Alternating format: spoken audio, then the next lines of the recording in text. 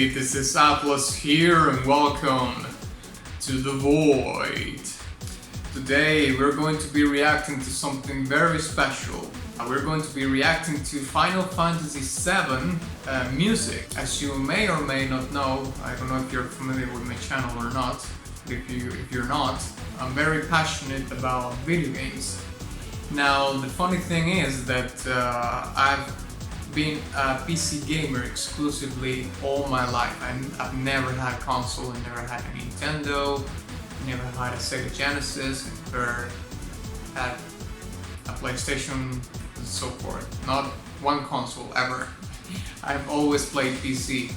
So of course I've missed out on many games that are, considered classics, very significant in the video game industry, and I would say in the video game history, because I would say that from quite some time the video games have been a part of our daily lives. Its influence has been increasing over the years more and more and more. I would think that it's fair to say that video games are part now of, or can be considered as part of mankind history.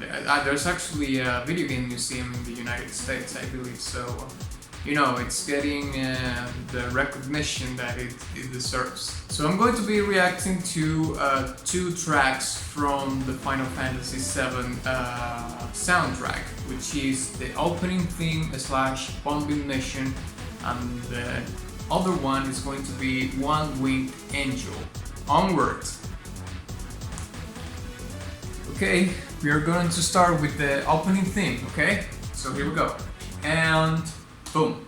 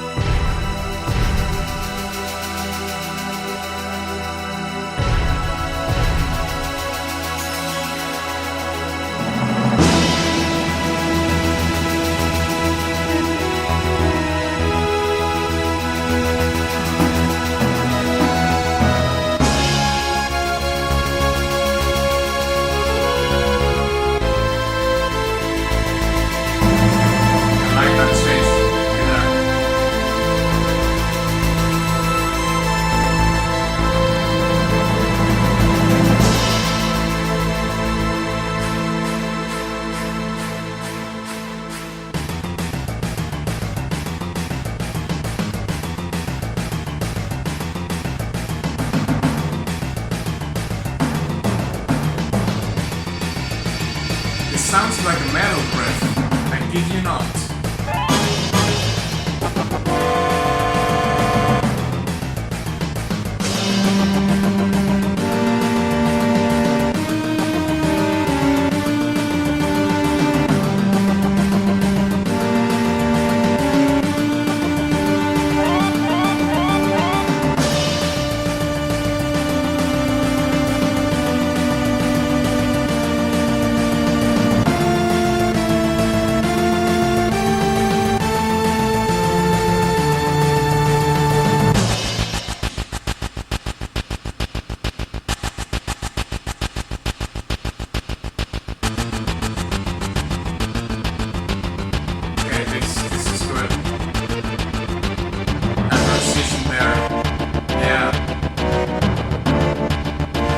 It's really good in this part.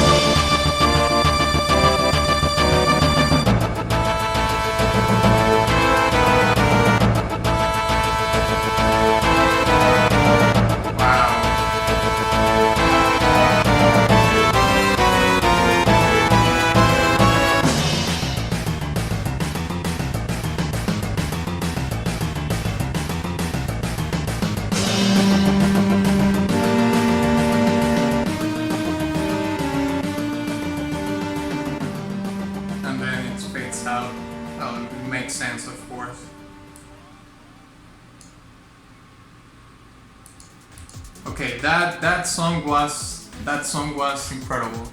I really liked it. I'm just going to listen to the next one because I'm going to leave, you know, the commentaries about the songs to the commentary section of the video. So let's start now with One Wind Angel. That song really liked a lot of the things that they did in there. These songs are in MIDI. They're composed in MIDI. I'm going to explain what is that after I react to this, okay, on the commentary. So okay, let's go with One Wind Angel.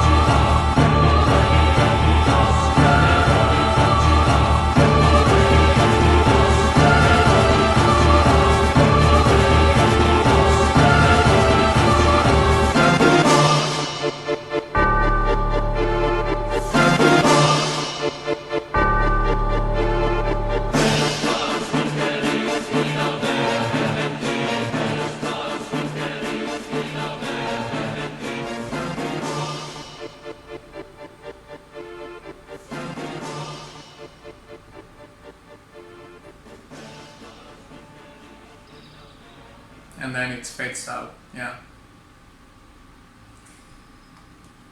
I'm going to explain why the songs fade out in a minute.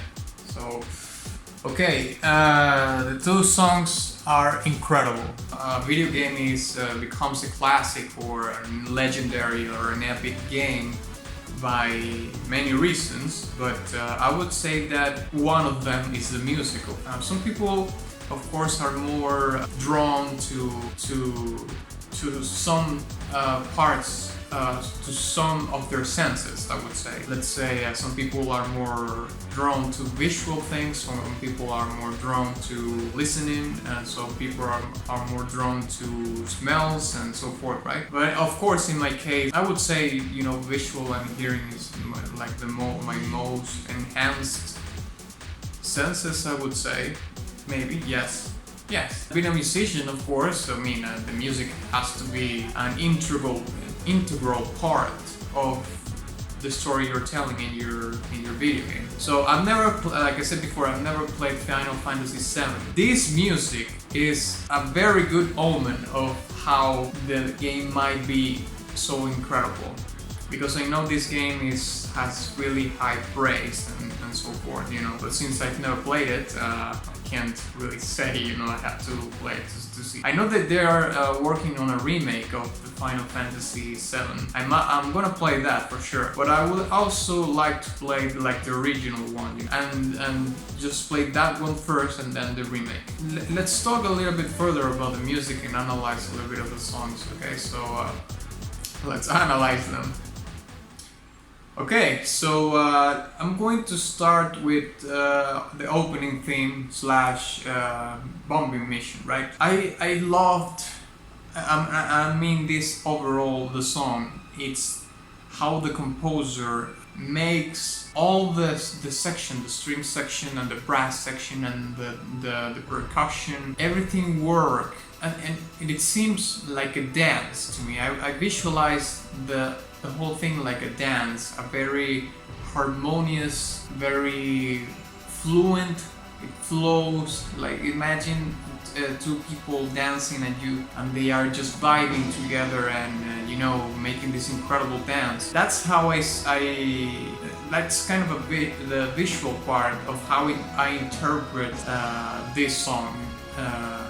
Or I would say both songs, because both are similar in the sense of how the instruments play a role in the music. To me, in that regard, it is extremely pristine. I can't nitpick anything about that. I really liked kind of a synthesizer thing that they were doing on this track, on the opening theme, that was kind of panning in between the two. The left and the right headphone, which was kind of a stepped synthesizer. Now, stepping means that, let's say you take the sound of a synthesizer and you create little sections of them, create like little sections of the sound. It sounds like it's a little burst of the sound, right? So I really like that introduced in the music. Final Fantasy VII is like a science fiction kind of thing too, right? So it makes sense that the composer added those elements that give it a little bit of a more flair into the science fiction kind of thing, because this has a lot of, you know, ordinary orchestra elements, you know, like brass and string sections and percussion and so forth. So if it didn't have that, it wouldn't have been so unique. I would say unique, at least to the theme of the video game. Now I might be wrong. I'm just kind of guessing that the Final Fantasy VII has kind of a science fiction setting, but don't quote me on that. This recurring part that sounded like a metal riff. It's a very recurring theme in the song. It translates incredibly well to be a metal riff. Imagine that riff played by, I don't know, Megadeth or something like that. It translates so well. You can see that even though the song is of course written for an orchestra, there's certain elements that translates so well into other genres of music. Now, of course, I'm talking specifically about metal in this case. Think about it in this manner. What's the genre that you've seen the most doing concerts with orchestras? I would very well easily say that it's metal. You know, Metallica did a very famous one with the San Francisco orchestra. I would believe that was the San Francisco one. You know, it has been done countless times in metal. I've not seen Beyonce doing an orchestra thing. I haven't seen Lady Gaga do it. I didn't even see Michael Jackson doing that. Maybe I'm wrong, but at least to my experience, I haven't seen that. You know, in kind of a more popular genres of music. So that translates very well into you know, what would be a metal song or something like that. Now let's talk about a little bit about the MIDI thing. A music interface to compose music digitally. In the 80s, you had, you know, these really big MIDI machines and stuff. Now, of course, you can do a MIDI thing with your computer. Whichever computer you have, they will be able to you know, process the MIDI sound.